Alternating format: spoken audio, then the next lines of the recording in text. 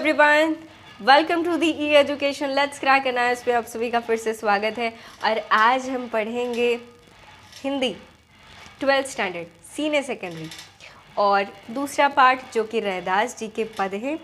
हमने 10th standard का 2 lesson I think complete किया है। अब हम बढ़ते हैं 12th स्टैंडर्ड की ओर और आज हम पढ़ेंगे रैदास के पद। तो शुरू करते हैं। पहले थोड़ी सी जानकारी जान लेते हैं, रैदास जी आखिर थे कौन। ये बहुत ही उच्च कोटि के संत थे। दास जो ये बने, ये इनका रैदास जो रविदास जो नाम पड़ा, इनका रविदास भी नाम है। कबीर जी ने कवियों के समकालीन में इनका नाम जो है रविदास भी रखा है। इन्हें रविदास भी कहा जाता है। और संत कबीर की रचनाएं माध्यमिक स्तर पर पढ़ चुके हैं। अब आपके सामने कबीर के ही समकालीन कवि रैदास की कुछ रचनाएं प्रस्तुत हैं। सामूहिक जन चेतना को जागृत करके शोषित मानवता में नवीन स्फूर्ति का संचार करने वाले उच्च कोटि के विनम्र संतों में रैदास का महत्वपूर्ण स्थान है। आपने उस समय के धार्मिक आडंबरवादियों के प्रति क्षमा भाव भी प्रकट किया है। भक्ति भाव में प्रतिक्षण आत्मविभोर रहते हुए भी रैदास ने दिव्य दृष्टि से समय और समाज के आवश्यक मांगों को पहचान कर अपनी बात कही। संत रैदास की रचनाओं में भक्ति भाव के दर्शन होते हैं। तो रैदास का नाम भिन्न भिन्न ग्रंथों में अलग अलग नाम से लिया जाता है। साथ ही विद्वानों के अनुसार उनका नाम रविदास भी है, जैसे मैंने आपको बताया। रैदास भक्ति काल में कवि थे और रैदास की जाति, कुल, परिवार तथा रहने की स्थिति का पता भी उनके पदों से ही जाना जाता है। उनके परिवार, उनका व्यवहार, उनका बोल चलन, चरित्र, सारी चीज़ें जो है हमें उनके पद पढ़ने से, देखने से, सुनने से ही पता चलेंगी। इसलिए 15वीं शताब्दी में ऐसा माना जाता है कि मीराबाई ने भी इन्हीं को गुरु बनाया था। रैदास जी जो हैं मीराबाई के गुरु हैं। तो आप समझ सकते होंगे कि मीराबाई कौन थी। और साथ में जब रैदास जी को उन्होंने गुरु बनाया, तो मतलब आप मनोभाव से ये विचार कीजिए कि उनका भाव कितना ज़्यादा, किस लेवल का होगा। मीराबाई की जो भक्ति थी वो किस लेवल की थी और उनके गुरु की भक्ति किस लेवल की हो सकती है। यहाँ पे बहुत छोटी सी बात मुझे याद आती है, वो कहानी कि भगवान ने आकर बासी रोटी और कढ़ी जो है वो रैदास जी के यहाँ खाई है। रैदास जी की जो जाति थी वो बड़ी ही नीची कुल की थी। जो चप्पल बनाते हैं ना, चमड़ा बनाते हैं, वो ये कार्य करते थे। और ये सारी चीज़ें करके उन्हें जो धन मिलता था या पेट पालते थे, वो यहाँ तक कि उन्हें उनके परिवार से भी निकाल दिया गया था। क्यों? क्योंकि वो सेवा करते रहते थे, भगवान के प्रति, भगवान की भक्ति में तल्लीन रहते थे। मूर्ति पूजा और ये सारी चीज़ों से उन्हें बिल्कुल भी लगाव नहीं था। वो सिर्फ और सिर्फ लोगों के विचारों को महत्व देते थे और मनोभावों को। उन्हें दिखावा बिल्कुल पसंद नहीं था। जो मन में है वो सीधा बोल देते थे। और भगवान को भी ऐसे ही भक्त प्रिय होते हैं जो दिखावा न करे, जो मतलब सामने न करे, जो उसके अंदर है वो प्रकट कर दे। तो यही सारी चीज़ें हैं जो छोटी छोटी चीज़ें मैंने बहुत बताई आपको रैदास जी के बारे में। और उन्होंने सबसे ज़्यादा ब्रज भाषा का उल्लेख किया है। साथ ही उन्होंने राजवाड़ी, जो राजस्थान की बोली होती है, उसका भी प्रयोग किया है। तो शुरू करते हैं, पढ़ते हैं उनके बारे में, उनके पदों को पढ़ते हैं। तो इस पाठ का उद्देश्य क्या है? संत रैदास की निर्गुण भावधारा और विचारधारा पर टिप्पणी कर सकेंगे। भक्ति मार्ग में ऊंच नीच जाति पात का भेद नहीं होता, इसे स्पष्ट कर सकेंगे। कवि द्वारा प्रयुक्त भाषा की शिल्पगत विशेषताओं पर टिप्पणी कर सकेंगे। ठीक है, तो शुरू करते हैं पद। नर हरि चंचल है मति मेरी, कैसे भक्ति करूं मैं तेरी। तू मुहि देखे हों तेहि देखूं, प्रीति परस्पर होय। तू मुहि देखे तो ही न देखूं, यह मति सब विधि खोय। सब घट अंतर रमसी निरंतर, मैं देखन नहीं जाना। गुण सब तोर मोर सब अवगुण, कत उपकार न माना। मैं तो तोरी मोरी असमझी सो, कैसे करी निस्तारा। कह रैदास कृष्ण करुणा में, जय जय जगत आधारा, जय जय जगत आधारा। तो यहाँ पे रैदास जी कह रहे हैं कि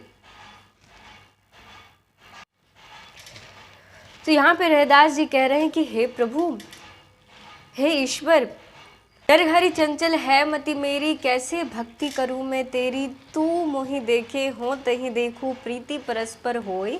तू मोहि देखे तो ही न देखूं, यह मति सब विधि खोय। सब घट अंतर रमसी निरंतर, मैं देखन नहीं जाना। गुण सब तोर मोर सब अवगुण, कत उपकार न माना। मैं ते तोरी मोरी असमझी सो, कैसे करे निस्तारा। कह रैदास कृष्ण करुणा में, जय जय जगत आधारा, जय जय जगत आधारा। तो कह रहे हैं, हे प्रभु, हे ईश्वर, मेरी मति तो चंचल है, मैं माया से बंधा हूँ, मैं सब लोगों से बंधा हूँ, माया से बंधा हूँ। मेरा जो मन है चंचल बहुत है, तो मैं एकाग्रता नहीं कर पा रहा हूँ, आपकी भक्ति नहीं कर पा रहा हूँ। कैसे भक्ति करूं मैं तेरी, इतना जो मन चंचल है, तो मैं आपकी भक्ति कैसे करूं। तू मोहि देखे हों तेहि देखूं, प्रीति परस्पर होय। तुम तो मुझे देख सकते हो, लेकिन मैं तो तुम्हें नहीं देख सकता। तुम्हारा रूप क्या है, रंग क्या है, दिखते कैसे हो। तो होता है ना, अगर आपने किसी चीज़ को देखा नहीं होगा तो उसके प्रति जो प्रेम है वो उतना नहीं रह पाता जितना होना चाहिए। आप भगवान हो, आप ईश्वर हो, आप सर्वव्यापी हो, तो मैं आपकी सेवा भाव तो कर रहा हूँ, आपकी भक्ति तो कर रहा हूँ, लेकिन जो प्रेम जितना होना चाहिए उतना नहीं कर पा रहा हूँ। तो इसलिए मेरी मति जो है वो चंचल होने के कारण आपकी भक्ति से विमुख हो रही है, अलग हो रही है, कर नहीं पा रहा, मैं बार बार भटक रहा हूँ। सब घट अंतर रमसी निरंतर, मैं देखन नहीं जाना। मैं कैसे देख पाऊँ आपको। गुण सब तोर मोर सब अवगुण, कत उपकार न माना। हे प्रभु, तुम्हारे अंदर तो सद्गुण भरे हुए हैं, मेरे अंदर तो बुराइयां ही बुराइयां हैं, खोटी खोट है। और तुम जो उपकार करते हो उसका तो कभी बखान करते नहीं हो कि मैंने तुम्हें इतना दिया, इतना नहीं दिया। लेकिन उस चीज़ को याद करते हुए मैं तो मानता हूँ कि तुम मेरे ऊपर जितना उपकार कर रहे हो, मैं तो जान भी नहीं सकता, उसकी गिनती भी नहीं कर सकता कि तुमने कितने उपकार किए हैं। गुण सब तोर मोर सब अवगुण, कत उपकार न माना। मैं तेरी तोरी मोरी असमझी सो, कैसे करे निस्तारा। मैं अपनी अल्प बुद्धि होने के कारण, छोटी बुद्धि होने के कारण सदैव अपने पराये से मेरे तेरे के भ्रम में उलझा रहता हूँ। हे भगवान, मुझे तो कोई मार्ग दिखलाओ, कुछ तो समझाओ, कुछ रास्ता बताओ जो इस द्वंद्व से मैं छुटकारा कैसे पाऊँ, कैसे इस चीज़ से निकलूँ। तो हे रैदास जी कह रहे हैं कृष्ण जी से प्रार्थना करते हुए कि हे प्रभु, हे करुणामय कृष्ण, तेरे सहारे तो सारी दुनिया चल रही है, मेरी नैया भी पार लगा, मेरी बात तो सुन ले। ठीक है, तो इस पद में उन्होंने यही बखान किया है। जिह कुल साधु बैसनो होई, जिह कुल साधु बैसनो होई, मरण अबरन रंकु नहीं, ईसरु बिमल बासु जानिए जग सोई। ब्रह्मन भयस सुध अरु क्षत्री, डोम चंडार मलिच्छ मन सोई। होई पुनीत भगवत भजन ते, आप तारि तारे कुल दोई। धनी सो गाँव धनी सो ठाऊ, धनी पुनीत कुटुंब सब लोई। जिन पिया सार रसो तजे आन रस होई, रस मगन डार बिख खोई। पंडित सूर छत्रपति राजा, मगध बराबरी और न कोई। जैसे पुरैन पात रहे, जल समीप भनि रविदास। जन्मे जग ओई, जग ओई। तो यहाँ पर रैदास के दूसरे पद में कहा गया है, प्रसंग है, इस पद द्वारा संत रैदास प्रतिपादित करना चाहते हैं कि भक्ति मार्ग में जाति पाति का कोई बंधन नहीं होता। नीच कहीं जाने वाली जाति में जन्म लेने वाला व्यक्ति, जिसके हृदय में प्रेम भक्ति का संचार है, प्रेम भक्ति की धारा है, वो ब्राह्मण से कहीं अधिक अच्छा है, जो भगवान की भक्ति के प्रति उदासीन है। तो वहाँ यहाँ पे क्या व्याख्या कर रहे हैं, क्या बता रहे हैं, क्या समझा रहे हैं हमें? रैदास भक्ति की महत्ता बताते हुए कहते हैं कि कुल में ईश्वर भक्त जन्म ले, वही कुल उच्च और पवित्र कुल माना जाता है, चाहे वह सुवर्ण कुल का हो या अवर्ण कुल का, गरीब हो या अमीर। कहने का तात्पर्य यही है कि ईश्वर की दृष्टि से सच्चा भक्त वही है जो वही प्रिय है भगवान का, पुण्य आत्मा है, कर्म करने वाला है और सच्चा ईश्वर की भक्ति करता है, ईमानदार है, ठीक है, दिखावा नहीं करता, जो उसके मन में है वही करता है। इसी भाव को एक स्थान पर रहीम जी ने जैसा कि कहा, ऊंचे कुल का जन्मिया करनी ऊंच न होई, सुवर्ण कलश सुरा भरा साधु निंदा सोई। की क्या कह रहे हैं? कह रहे हैं कि व्यक्ति किसी भी वर्ग का हो, किसी भी जाति का हो, किसी भी परिवार का हो, लेकिन उसका मन यदि सच्चा है, उसका भाव यदि सच्चा है, तो भगवान का भजन करता है, तो उसे स्वयं तो मुक्ति मिलती है, लेकिन दोनों कुल, माता पिता और साथ में जो माता पिता का कुल, दो सास ससुर और साथ में माता पिता का घर, दोनों कुलों को तार करने वाला व्यक्ति होता है, ठीक है। साथ ही उसके दोनों कुल माता पिता मुक्ति पा जाते हैं। कवि के कहने का तात्पर्य यही है कि भगवान के भजन में बड़ी शक्ति होती है। धन्य है वह धरती, धन्य है वो स्थान, धन्य हो वो व्यक्ति और उसके पवित्र परिवार के लोग, जिसके एक सच्चा भक्त जन्म लेता है।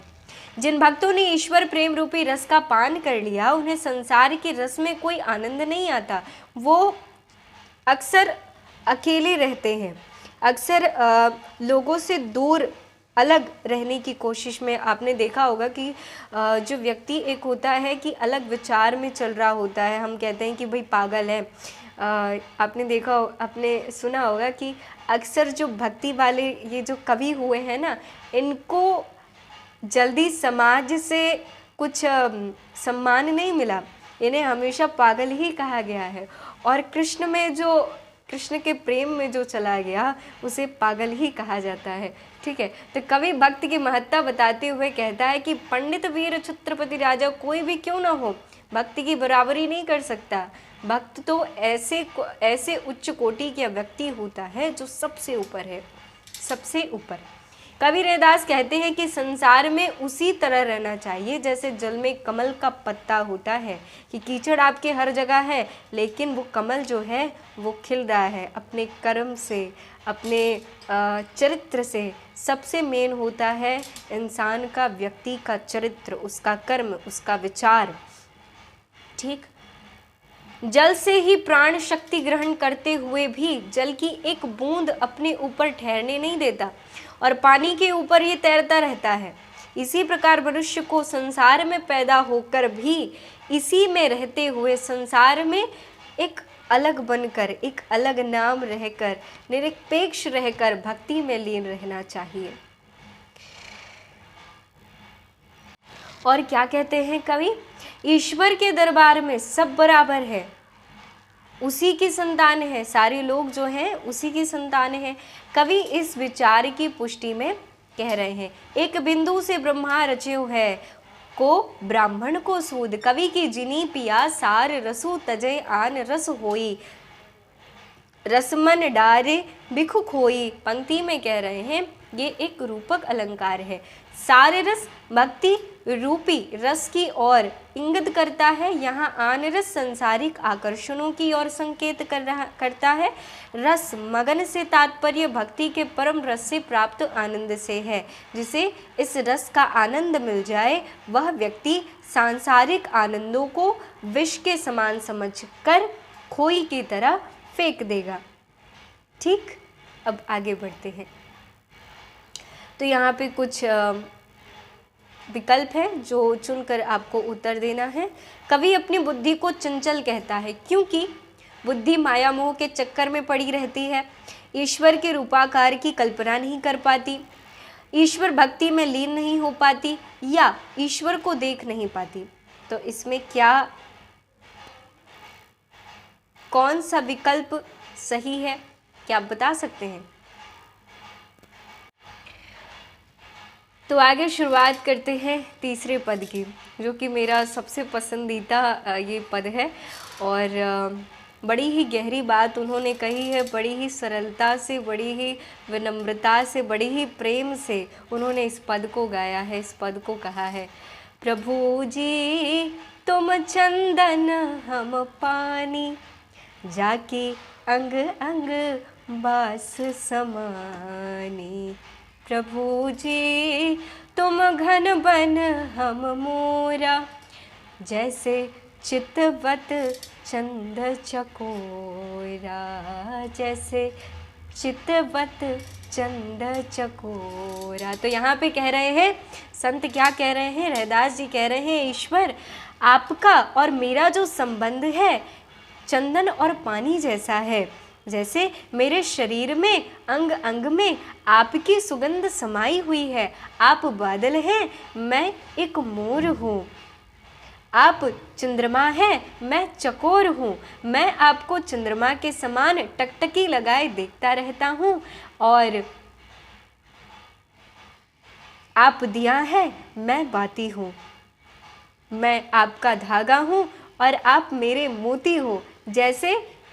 जैसे सोना में सुहागा होता है, वो चमकने लगता है, उसी प्रकार मैं भी चमक रहा हूँ। प्रभु जी तुम दीपक हम बाती, जाकी ज्योति बरे दिन राती। प्रभु जी तुम मोती हम धागा, जैसे सो नहीं मिलत सुहागा, जैसे सो नहीं मिलत सुहागा। तो यहाँ पे रैदास जी कहते हैं कि प्रभु आप जो हैं वो मेरे मोती हो और मैं धागा हूँ। जिस प्रकार मोती हो, जैसे प्राप्त कर धागा धन्य हो गया हो और वो चमक रहा हो। रैदास जी कहते हैं कि हे ईश्वर आप मेरे स्वामी हो और मैं आपका दास हूँ। प्रभु जी तुम स्वामी हम दासा, ऐसी भक्ति करे रैदासा, ऐसी भक्ति करे रैदासा। कि प्रभु मेरी भक्ति जो है, मेरा प्रेम जो है, ये सब कुछ आपके लिए है, आपको समर्पित करता हूँ। ये चीज़ कह रहे हैं। अब पढ़ते हैं दोहा। हरिसा हीरा छाड़ करी, करे आन की आस, ते नर जमपुरी जायसी, सती भासे रैदास। तो यहाँ पे प्रसंग कहाँ का है? प्रस्तुत दोहे में जो है वो कवि रैदास जब भक्ति की महिमा का गुणगान करते हैं तब ये दोहा कह रहे हैं। ईश्वर भक्ति जैसा हीरा जो है वो अगर मिल जाए तो मोह माया से जुड़े रहने का जो मोह है ना, वो अलग हो जाता है। अगर आपको एक बार भक्ति की लत लग जाए तो उससे बाहर निकलना असंभव है। केवल ईश्वरीय भक्ति ही ऐसी अमूल्य निधि है जिसके लिए सारे सांसारिक सुख फीके पड़ते हैं। बार बार लोक में आने जाने से बचने के लिए हमें ईश्वर का गुणगान करते रहना चाहिए, करना चाहिए। केवल वही हमें मोक्ष दे सकते हैं। दूसरा दोहा पढ़ते हैं।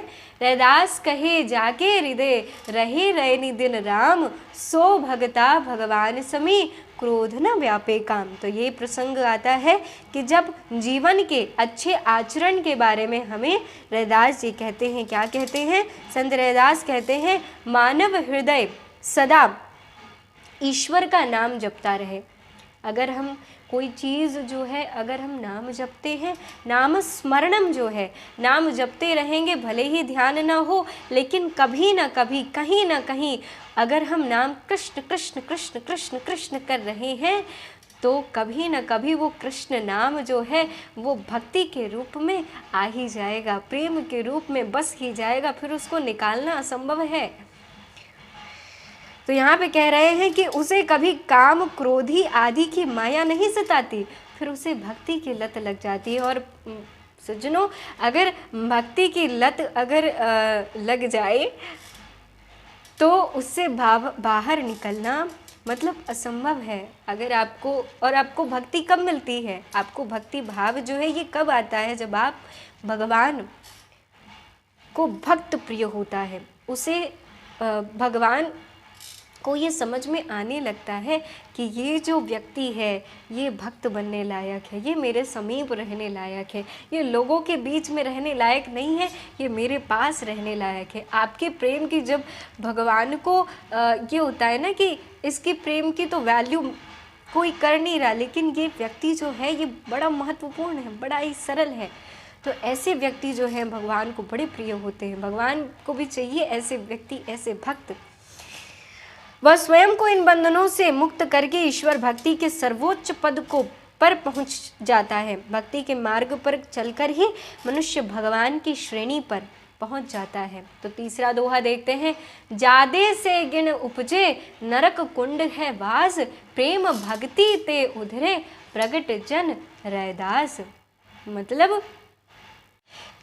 मतलब यहाँ पे कह रहे हैं रैदास जी, जादे से घिन उपजे नरक कुंड है वास। तो यहाँ पे उन्होंने ये प्रसंग जो है कहाँ का लिया है? जब वो जाति पाति का उल्लेख करते हैं, जाति पाति के बारे में बताते हैं, तो वो कहते हैं कि निम्न जाति के लोग, गंदी बस्तियों में रहने वाले लोग, ऊंची जाति के लोग कैसे वहाँ से निकलते हैं? नाक सिकोड़ कर, मतलब वहाँ की ओर देखेंगे नहीं, ये कहेंगे कि उनके ऊपर नज़र न जाए। लेकिन ऐसे व्यक्ति ही, नीची जाति का व्यक्ति ही ईश्वर के समीप पहुंच जाता है। कैसे? क्योंकि उनको ये काम तो होता नहीं है कि उनको अपना स्टेटस देखना है, उनको समाज देखना है, लोग देखने हैं, विचार विमर्श करना है, कैसे क्या है, ये सारी चीज़ों मोह बंधन से, माया से वो परे है। उनका काम क्या है? भक्ति करना, भगवान के, ईश्वर के प्रेम में लगे रहना, उनका चिंतन करना, और साथ में उनका जो आचरण है वो देखना, चरित्र देखना। उनको चरित्र बनाना है, अपना आचरण बनाना है, ईश्वर के समीप जाना है, मोह माया के समीप नहीं जाना। अगर हम जितने ऊंचे कुल के होते हैं उतना हमें सारी चीज़ों का मोह बंधन सताता है, माया सताती है।